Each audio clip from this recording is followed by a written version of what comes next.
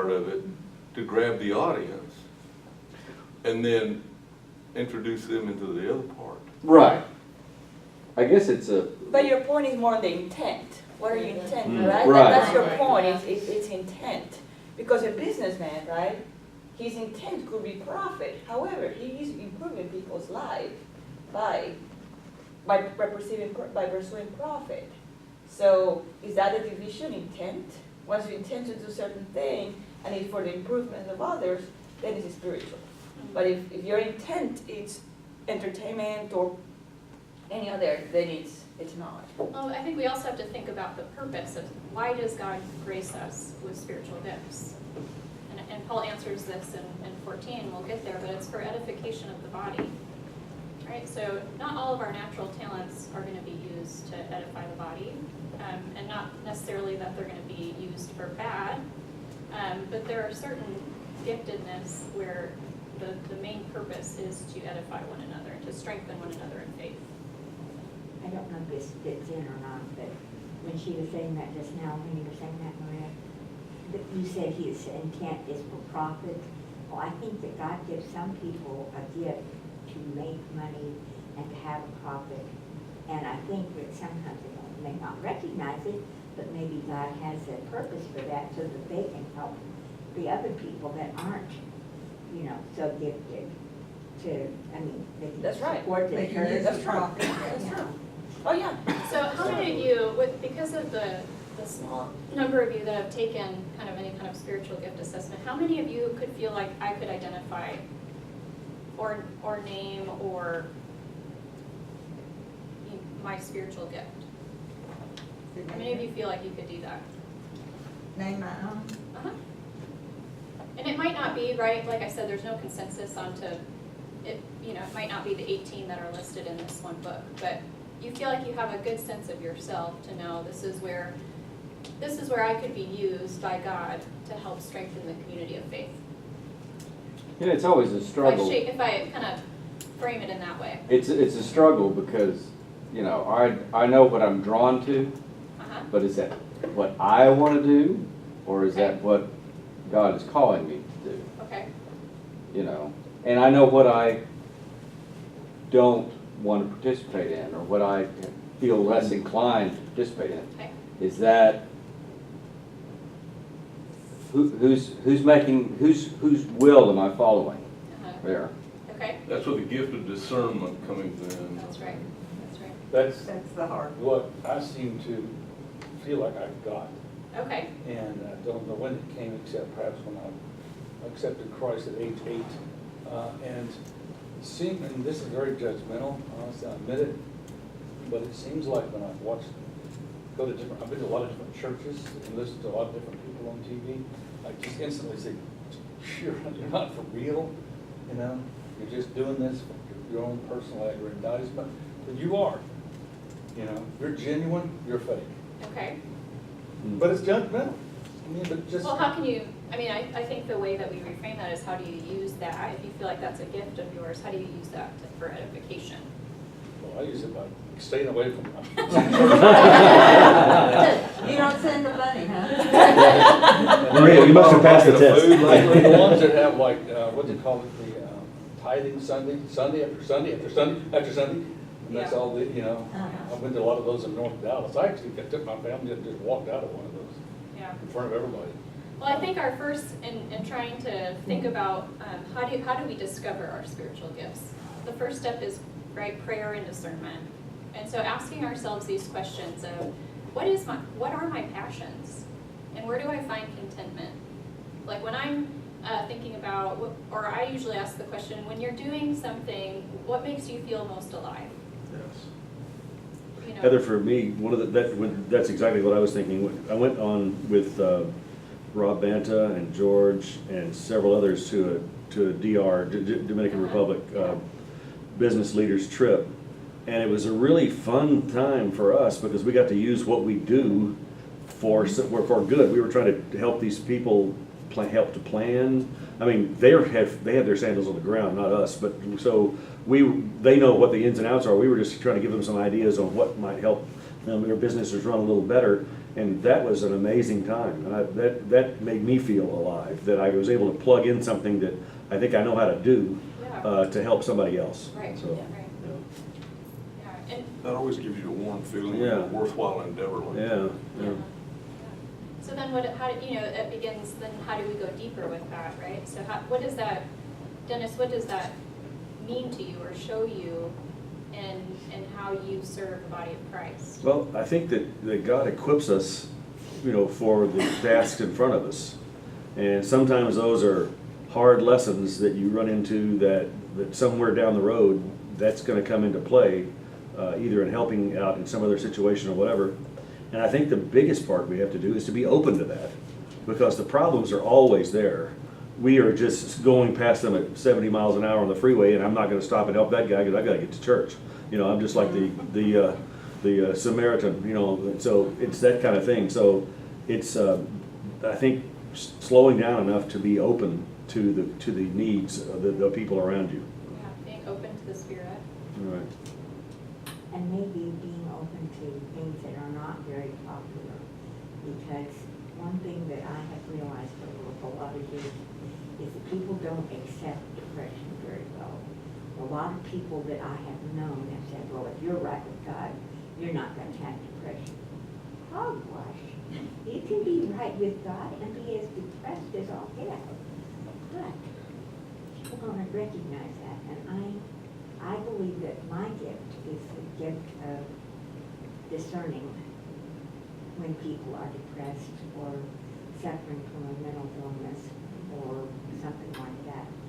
And I have no problem with people having depression. I mean, I have a problem, but I would like them to get better.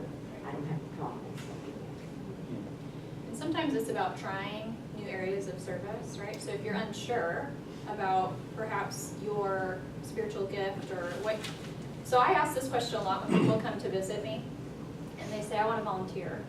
And I say, okay, great.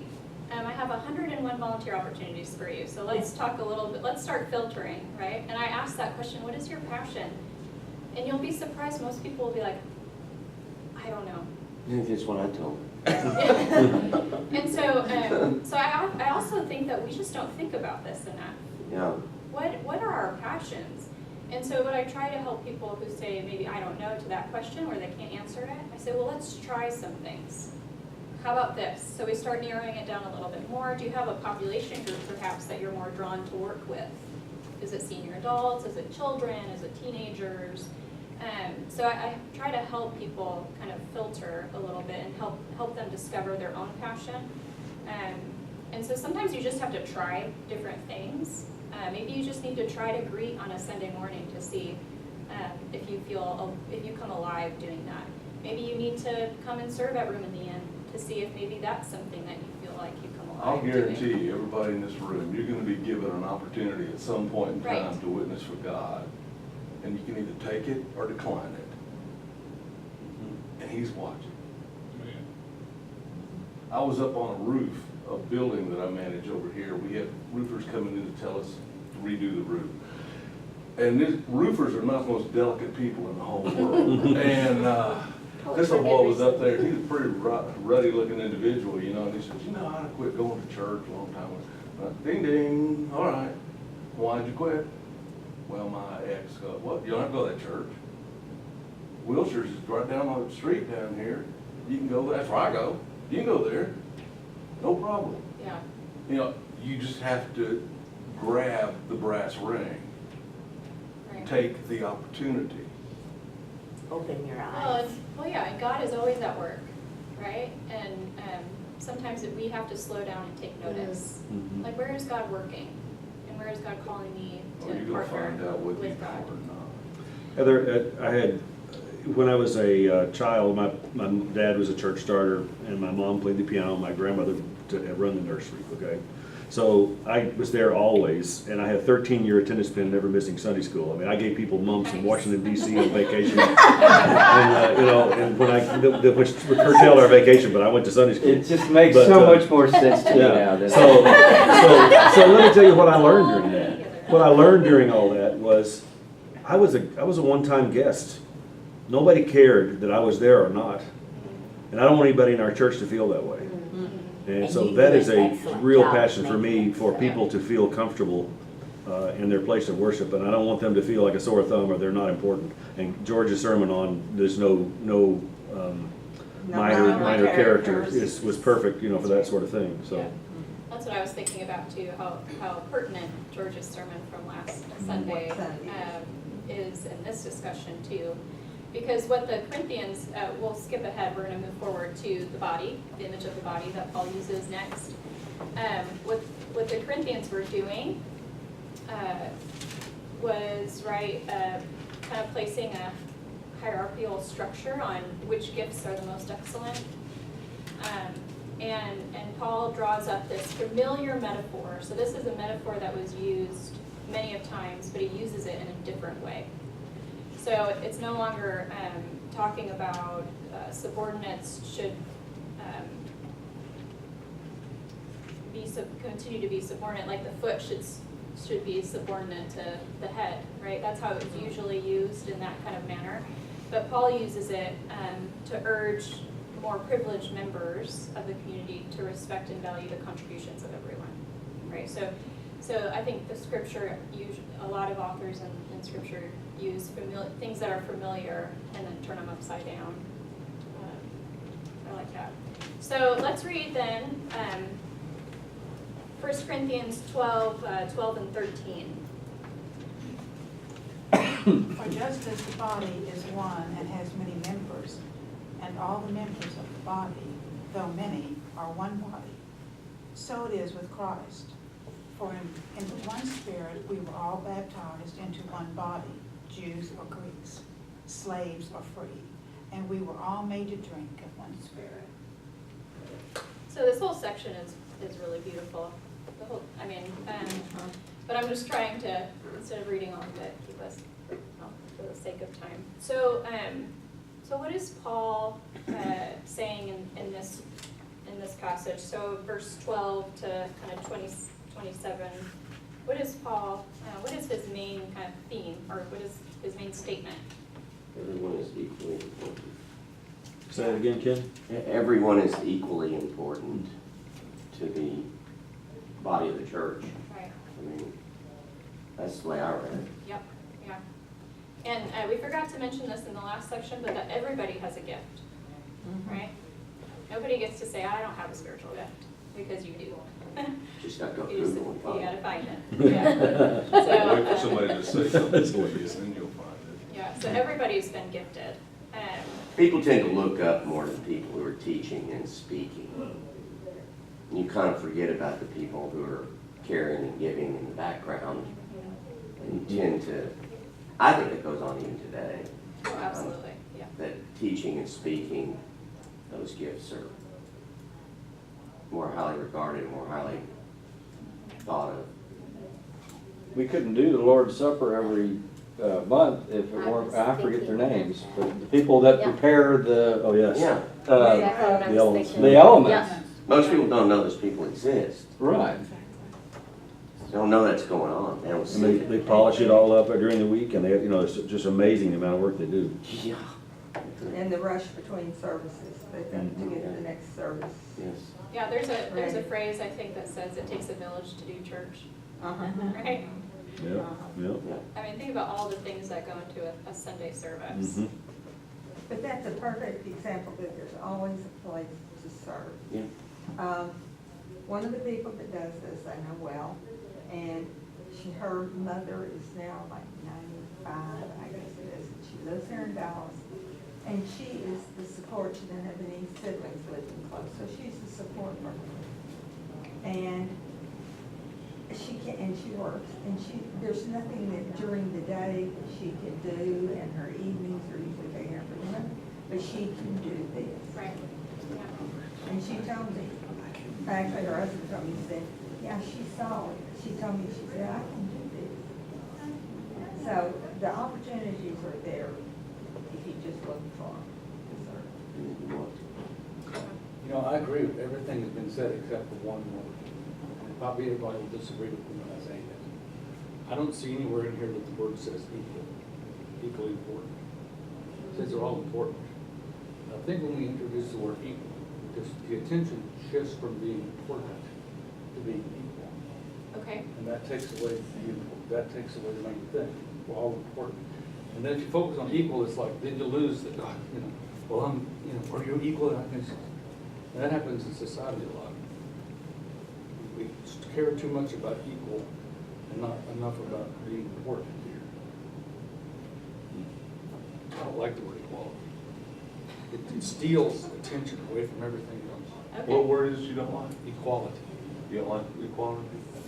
Well, I think what I'm hearing is you are concerned about people becoming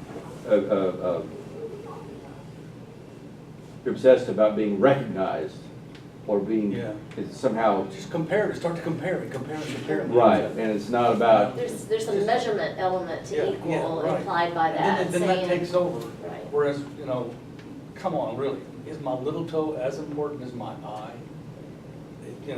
So It is for let's. balance. It is. Well, it's not, take away two of my little toes, and take away two of my eyes, am I equal, So, see, it's just, I don't like the measurement, I don't like the measurement aspect. I like, look, you're all important.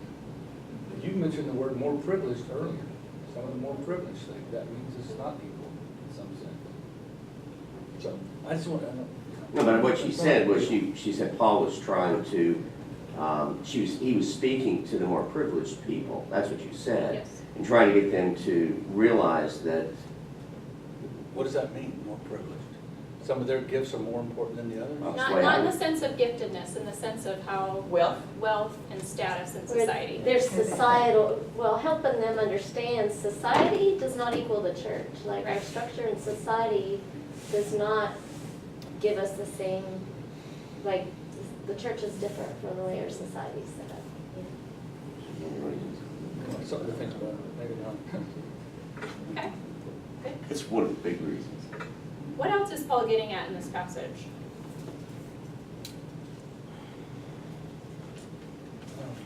And then all the stuff that comes after it too? Just in the, yeah.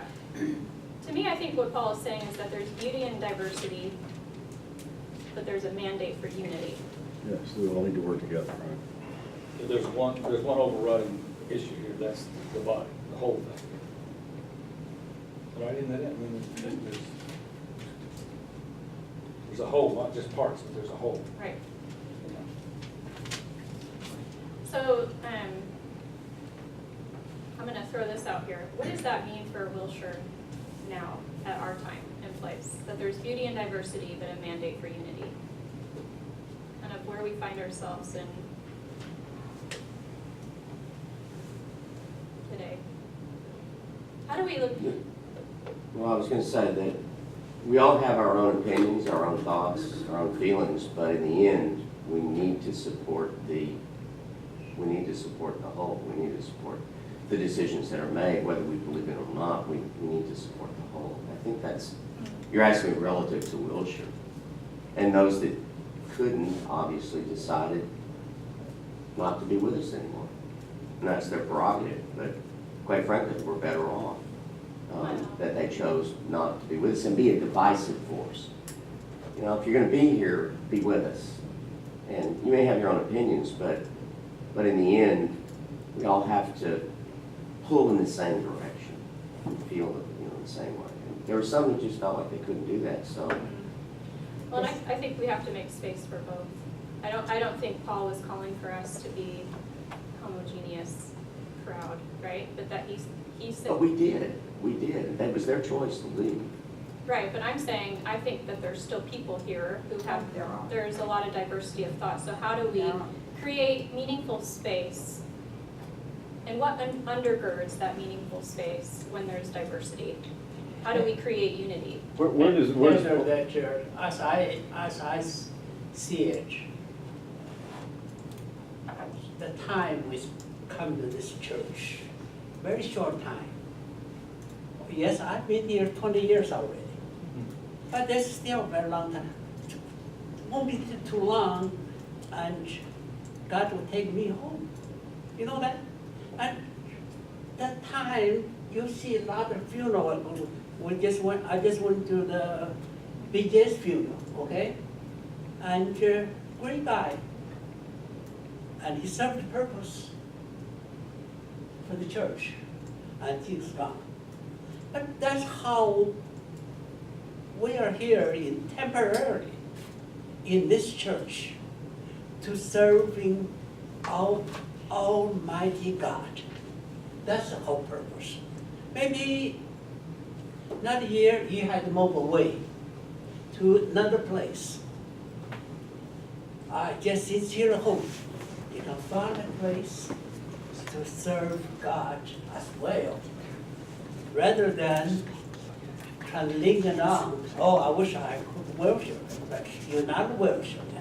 You have another place, and you still serve the same God, and you still have the same kind of dedication, same kind of energy you have to put into that, wherever you may be. But that is our purpose. We are here just, real reality is very short time, compared to Eternity. eternity. So I think, what is your thought on what the church should do to Well, take advantage of the I diversity? don't think that the next chapter comes in vain, right? Like, the whole next chapter, what does Paul talk about? Love. Yeah. But I think there needs to be an environment of trust so you can answer the tough questions and not run each other off. And that we need to be comfortable with that tension, that as we're all learning, because none of us have all the answers. Right. And so that trust needs to be there, and I would hope that we all are focused on the same goal, of glorifying God and how to do that.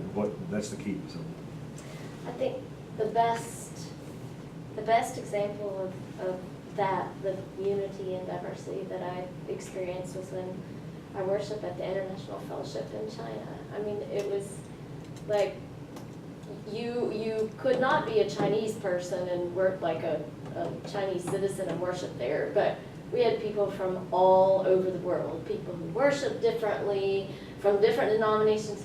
We didn't talk about it. It was the Christian fellowship. And so when we were all there as the body of Christ from all over the place, everywhere, it was beautiful because we were there to worship Jesus, and that's all that mattered. The thing you have to And I think it's- remember, that's a good point. The thing you have to remember is Christianity is of God. Religion is of man. Man's way of going to God. And when we joined Wilshire, clearly, the structure, I guess you could say, at Wilshire would conform to how we felt about how we want to worship God. Maria and I weren't here when we got in. We started coming to church here just as there was this important vote, just maybe a couple of months or before that. And I think about a third of the membership paired off, split off, and someone just left, right? I don't know, would somebody tell me, maybe there's different opinions on this. Those people who didn't agree with the direction the church was going, those people who felt like this wasn't their church anymore, how much of an effort was it to deal with the differentness of their view and to make them still feel like they belonged here? This was still your church, and we know you don't agree with it, but we still love you. You're important to us. How much of that was it? I think you'll get Wow. different answers from different people on that. Well, I mean, the process that we used in order to even address the question, to have the discussion, Yeah. so much thought was even given to how do you go about doing that so that we can accommodate the different viewpoints that we know that are in the church. And it was you all, it sounds like you all started coming about last fall, maybe? No, before that. So that would have been But we fall, were- but we summer of And 2016? then, we were coming in, Maybe the winner of 2016. Okay. Well, Yeah. I would say winter of 2015, a decision was made, was it? No. It was spring of 2015 when a decision was made to even form a study committee. And then the study committee just was formed, and we spent, over a year, wasn't yeah, 10 months? talking about it, having discussions, and then presenting it to the Yeah, church so it that was they a can year. get the Year information. over year. So like, take, for example, Yeah. a family who might have been on the 130 left. Mhm. Did people die? So I'm Consult gonna, with them. can I, Yeah, can I interrupt this only because, for the sake of time? Yeah. And then you guys can have an offline conversation. sorry, about that? yeah, I'm No. sorry. I wanted to bring this up intentionally because I think that where we're at in the life of our church, we have to have these discussions about division and unity.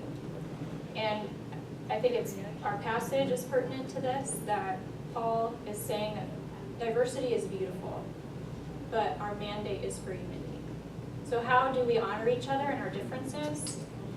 And then I don't think it's unimportant that Paul goes on to stop talking about what we're doing and to start talking about who we are. And that is about love. Yeah. So I'm going to end by reading this chapter. And then what I want, because I think it's an important discussion and I think it can continue.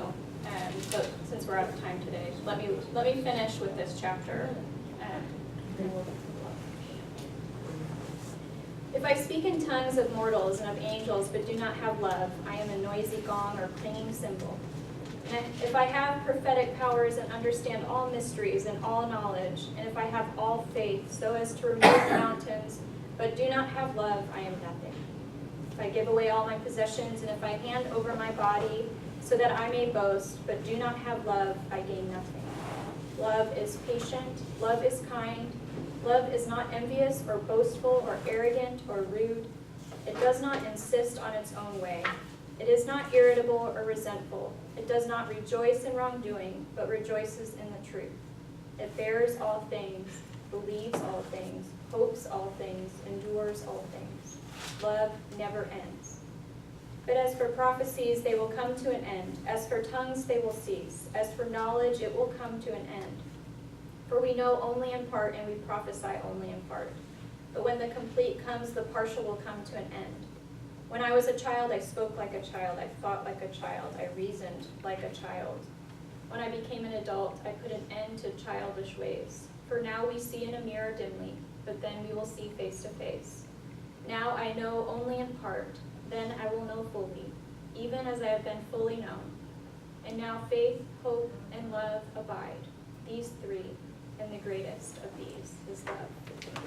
So often we think about this context in what, marriage? Oh, yeah.